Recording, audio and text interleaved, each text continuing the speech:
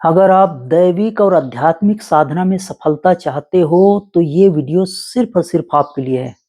जिन लोगों को 2-4 मिनट में गप्पेबाजी सुनना है, वो तो अभी से क्विट कर जाओ।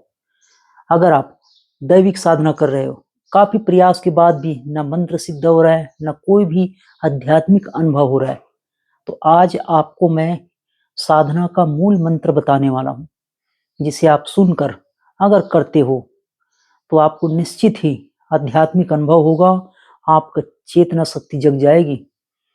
सबसे पहले समझते हैं साधना का मतलब क्या?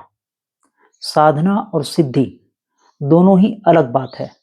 साधना का मतलब किसी भी विषय को सफलता के लिए किया जाने वाला प्रयास, और अगर सिद्धि हो गई, इसका मतलब आपका प्रयास सफल हुआ।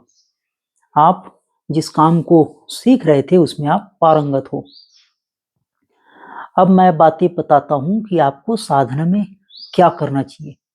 जब आप नाम जप करते हो, मंत्र जप करते हो, या ध्यान कर रहे हो, कुंडली जागरण के लिए विधि कर रहे हो, क्रिया योग कर रहे हो, आपके अंदर अगर नियमितता ना हो, 4 दिन किया, फिर छोड़ा, फिर किया, पहला वाला किया, बात समझ नहीं आई, छोड़ा, फिर कोई दूसरी विधि किया, इसी कारण से आप सफल नहीं हुए। अगर आपने कुंभक का अभ्यास किया है, नाम जप किया है, किसी दिन दूसरे कुंभक करते हो या फिर दूसरा नाम जप करते हो, तो सिद्धि कैसे होगी? आपको नियमित बने रहना होगा।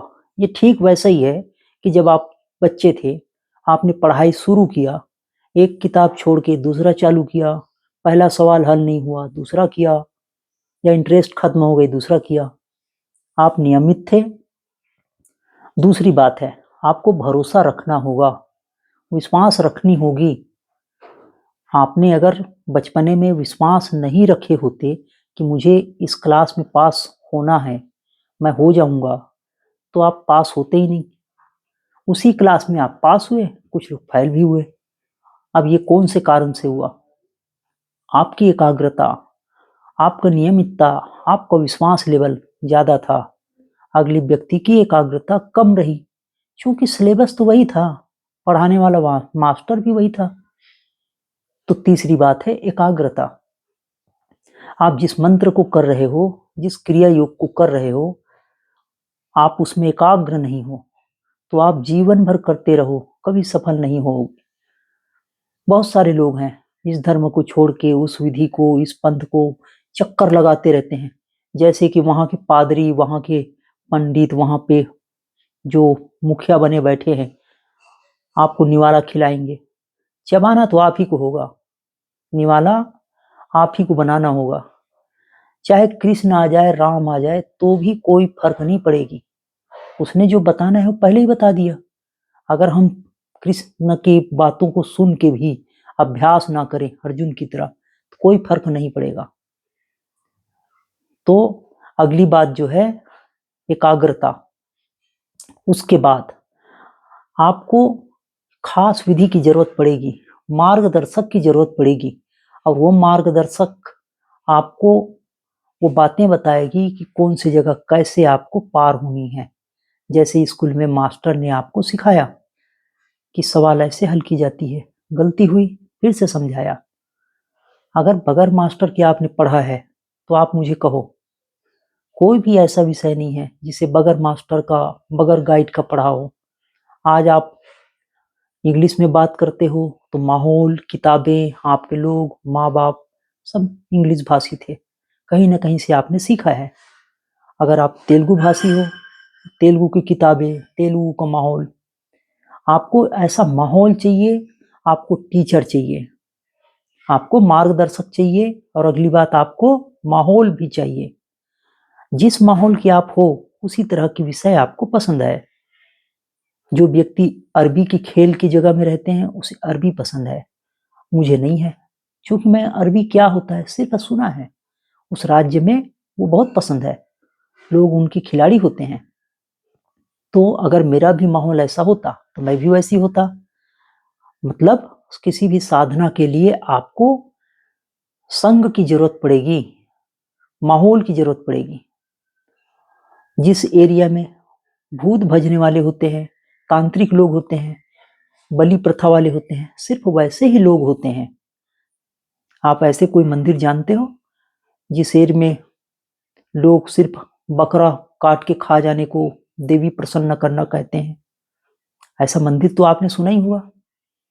जैसे आसाम राज्य के लोग, उस एरिया के लोग सभी आम बातें हैं। हर व्यक्ति लगभग मछली खाते हैं, लगभग, हो सकता है कोई नहीं भी खाता हो। मैं बताने का प्रयास कर रहा हूँ, आपको ऐसा माहौल चाहिए, ऐसे संग चाहिए। अगर आप योग साधक हो तो आपके मित्र, आपके गुरु भाई, आपके गुरु, ये जरूरी है। अब इन विधि को करने का 5 नियम मैं मास्टर विधि बताने वाला हूं। आप एक निश्चित संख्या ले लो, 21 दिन तक, 7 दिन, 11 दिन, 9 दिन, जो आपको लगे, 6 महीना, 9 महीना, जितना आप कर सको उतने दिन तक आपको मौन रखनी है। अति इमरजेंसी लिख के बातें कर सकते हो। विशेष अनुष्ठान के लिए आपको शांत जगह चाहिए, एकांत जगह चाहिए, आपको मंत्र चाहिए या क्रिया योग की विधि चाहिए। तीसरी बात, माहौल भी चाहिए। उसी जगह में आप साधना करो जहां लोग साधना करते हैं। खाने की जगह में खाया जाता है, इसके जगह में यही किया जाता है, और इसके जगह में यही किया जाता है, ना कि खाया। तो आपको एक ऐसी जगह चाहिए जहां माहौल बना सको, वाइब्रेशन आपका बने। वैसी जगह पे आप निश्चित संख्या में नाम जप करो, निश्चित समय तक ही क्रिया करो। अगर आप आज आधा घंटा किए हो तो अगले दिन 1 घंटा, तो अगर 1 किए हो तो 1 ही करना होगा, घटाना नहीं है। तो आप नाम सिद्ध करना चाहते हो, क्रिया सिद्ध करना चाहते हो, तो आप प्रत्येक दिन निश्चित समय तक, निश्चित समय पर ही, जैसे आधा घंटा करते हो तो आधा घंटा ही करना है, और 6 बजे करते हो तो 6 बजे ही करना है। 11 दिन के लिए किया है तो 11 दिन तक नियम टूटना नहीं चाहिए। संकल्प ले लो कि मुझे इतने दिन तक 1 बार भोजन करनी है, मौन रखनी है, ब्रह्मचर्य पालन करना है, निश्चित संख्या में उस क्रिया योग को करनी है या मंत्र को करनी है। आप इन कुछ बातों को पालन करो, कम भोजन करो, नाम जप और क्रिया करो। आप उतने दिन में निश्चित ही आप अनुभव करोगे। कमेंट बॉक्स खुला है, बार बार पेट कमेंट लिखो, पूरी बारीक शब्द जो भी आता है सब लिख डालो। अगर आपको अनुभव नहीं हुआ, मैंने कितने कहा, सिर्फ 7 दिन में आपको अनुभव होगा। इस वीडियो को सेव रखो। ध्यान साधना करने वाले हो तो पहले क्रिया करना, मंत्र करना, फिर ध्यान करना, 1 बार भोजन करना, ब्रह्मचारी रहना। सिर्फ 11 दिन की तो बात है। एक कमरे के कोने में बगैर बोले आप इस साधना को पूरा कर लो। कोई दिक्कत हो तो आप अपने गुरु से मार्गदर्शन ले सकते हो। मौन रहते हुए हल्की फुल्की चीट चेट करके आप समझ लेना। तो ये मास्टर साधना है दैवी शक्ति के लिए, कुंडली जागरण के लिए, ध्यान साधना के लिए। आते रहना। इस तरह की बातें अगर योग, ध्यान, ज्ञान, भक्ति से संबंधित साधना सीखनी है तो जुड़े रहना। इस वीडियो को सेव रखो, इंटरनेट की दुनिया में खो ना जाए कहीं।